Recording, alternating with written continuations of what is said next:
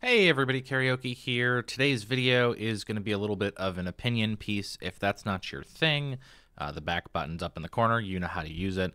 I just thought that it was worth taking some time here with the new expansion coming out soon and us having gotten 5 of 6 Living World Story 3 whatever thingies of sitting down and taking some time to think about what ArenaNet's been doing with the game, how that's going, whether it's something that I like or I don't like. So I thought, maybe I'll make this video to gather my thoughts. The footage in the background is me on a thief on my second playthrough of the new episode Flashpoint. This was kind of late at night. I had a couple drinks. The gameplay is not amazing, but that's going to be kind of important. You may also notice on the right side of the screen that there is a little timer that's running that is also important. What I did is I have that timer in there so you can see how long I've been in the instance, and then at some point when I start fighting things, there's going to be a separate timer that only counts up when I'm in combat. That's something we're going to talk about a little bit in this video, so just keep an eye on that as I'm playing. Also, at one point I did get completely destroyed and have to restart, so yeah, go ahead and you can laugh at me in the comments. Okay. So with Living World Season 3, ArenaNet's done something a little different from Season 1 and Season 2, both of which were different as well, and I think they're trying to find their footing.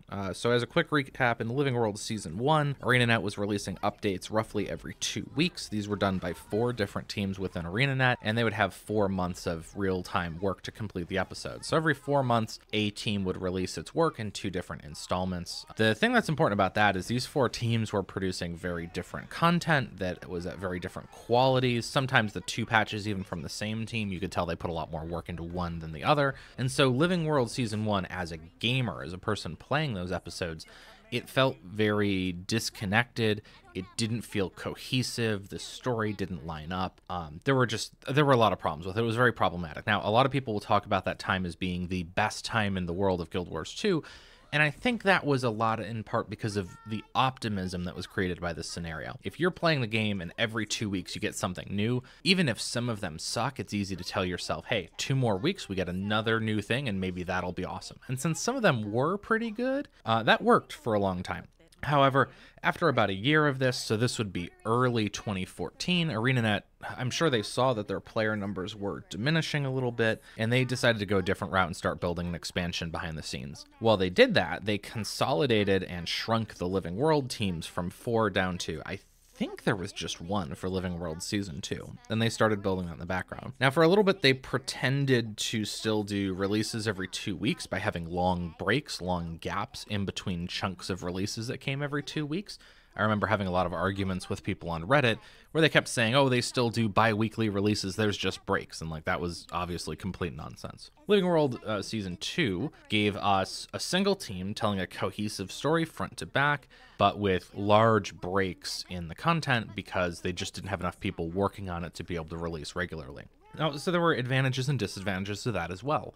You still had those frequent releases, so you felt really tied into things, but you had this problem where you'd have 4, 5, 6 months with nothing in between. With Living World Season 3 now coming after the Heart of Thorns expansion, ArenaNet's finally handled their project management better, and they have 3 different teams building episodes, releasing them every 2 to 3 months. So a single team is going to work on a release for roughly 5 to 6 months before they have to put it out. Now, the nice thing about this is these teams have more time than they used to in the past, like say in Season 1.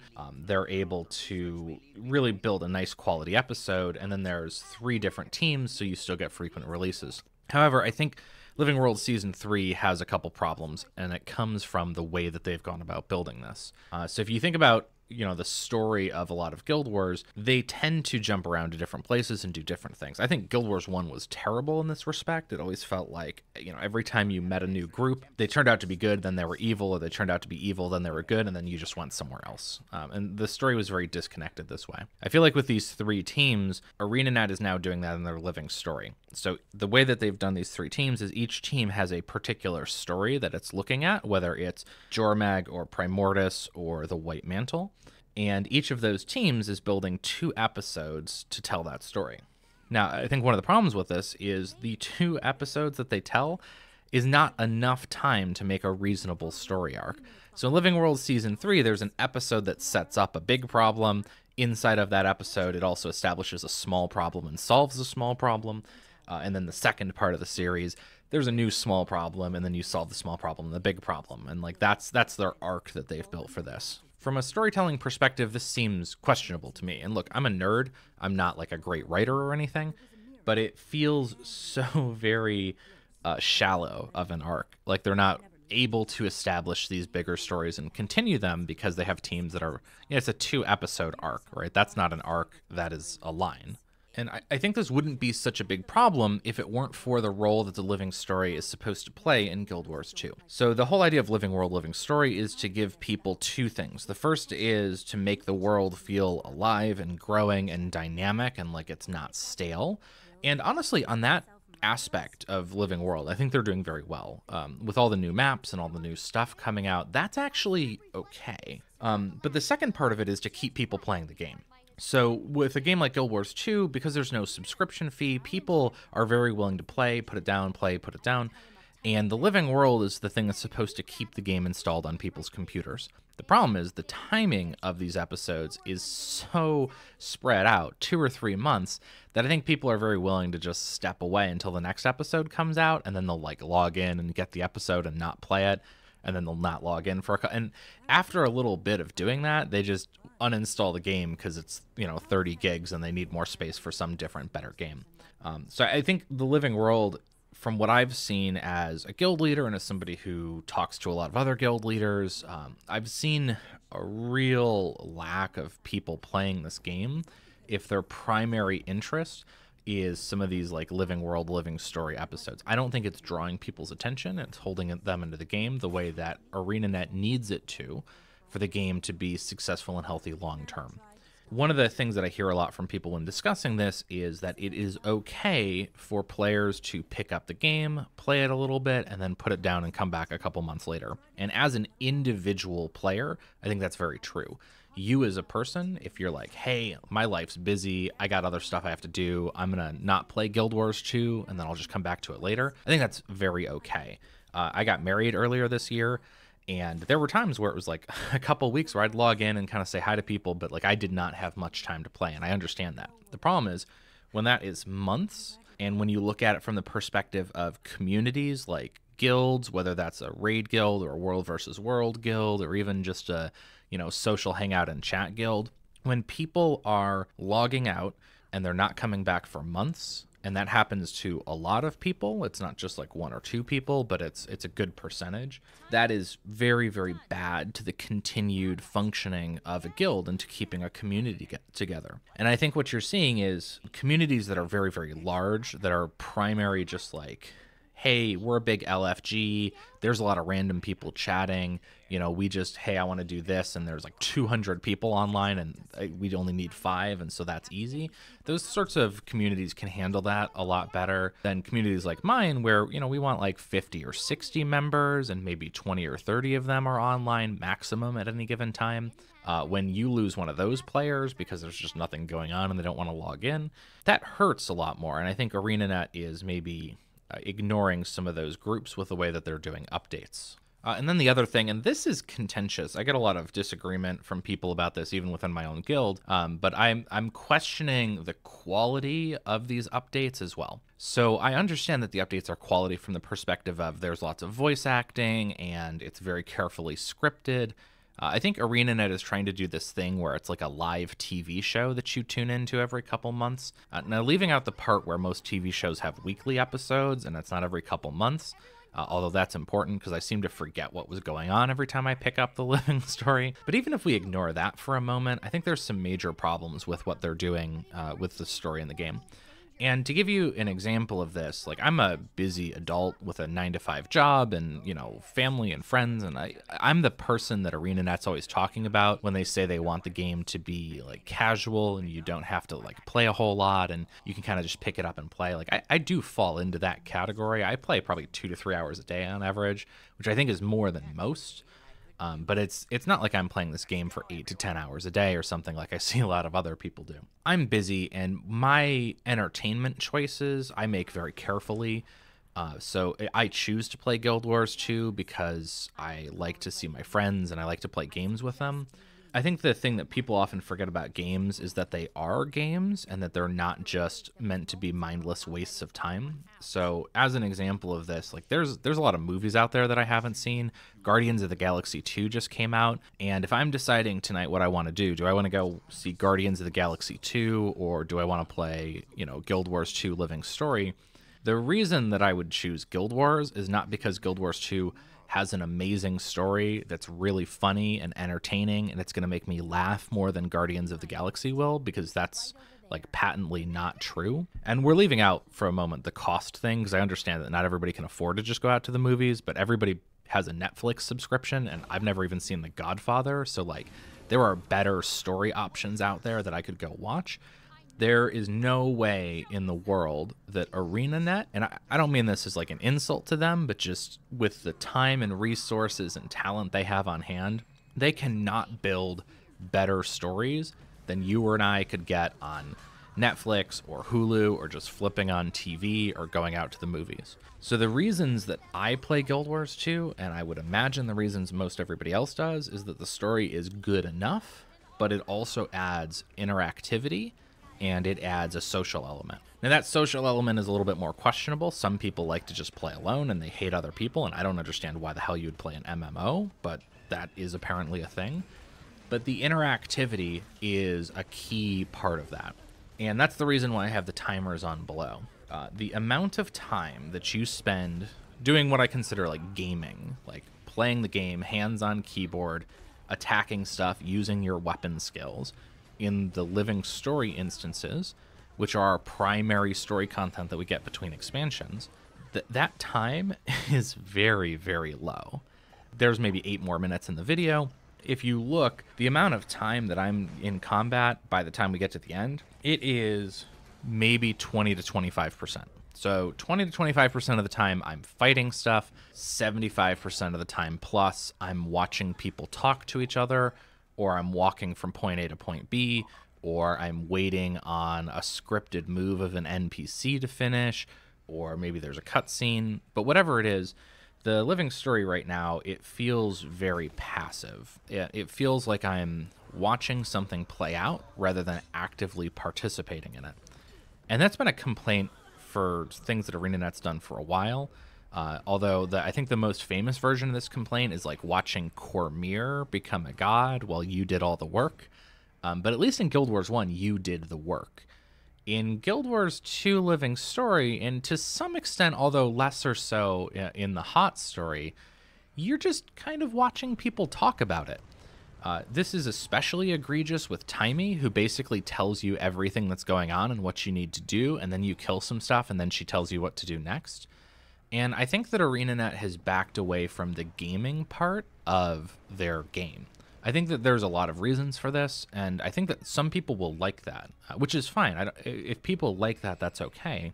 But I feel like the Living Story in particular has a great role to play in terms of keeping players engaged and involved in the game, and it is turning into a little bit of a TV show, and not a good one. Like, I can go watch a better TV show than I get out of the Living Story. I think what especially bothers me about this is, as somebody who does play raids, I've seen how good they are about story and raids, and it's subtle. It's not like they're having a character explain the plot to you, but there is an environment that is interesting. There's clues around if you look for them. At the end, if you want more information, you can talk to people. There's a couple cutscenes, but they're used sparingly. The raid story is very, very well done, because it focuses on giving you as a character control. It focuses on giving you fun combat experiences to play. And then the story is complementary to that, and it's integrated into that. But it's not something where you're just simply like watching people talk about what's going on. So it's very frustrating to then go into the Living Story and you're just, you can sit back and basically hands off keyboard see everything. Now, people get very upset whenever you mention that raids have good story, because a lot of people don't want to raid. There are components of that I understand, that there's a frustrating amount of time to get a team set up and that there's skill requirements. And I'm not suggesting that Living Story be 10-man instances that require people to have good gear and skills and practice and do progression.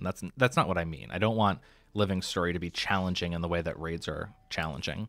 But what I'd love to see ArenaNet do is take those timers that you can see on the screen here and really increase that combat timer so that the time you're spending in game is much more engaging. It's much more about playing the game and using your skills and your hands on your keyboard and you're playing rather than watching people talk. Now, I want to make sure I address possibly what I think is the best criticism of what I'm saying here, and that is that these instances are not meant to be fun combat, that the fun combat is meant to happen in the zones.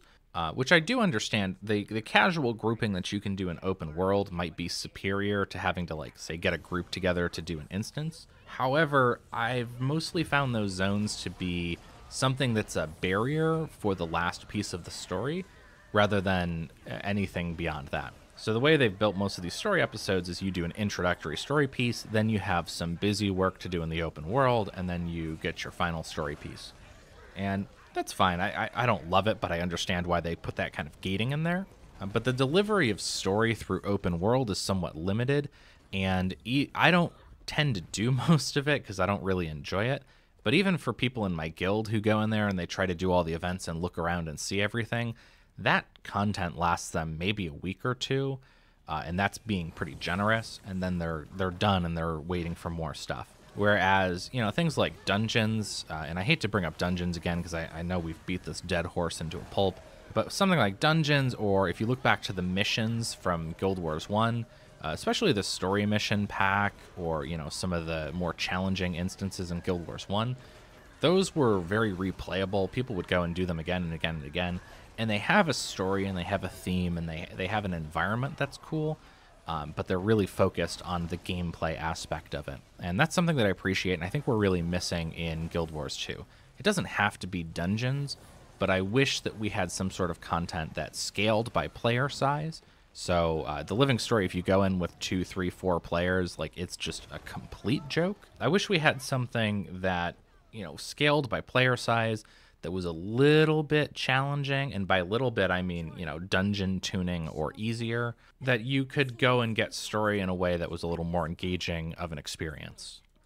I guess the thing that frustrates me the most about this is that there is a vast middle of content that's missing. You have living story at the hilariously easy end of the game, and you have raids at the much more challenging end of the game, but there's very little that's happening in the middle. And I feel that frustration from multiple angles. I feel that frustration from people who are doing living story and they want more stuff to do, but raids is too far of a stretch for them, and they're very upset about that.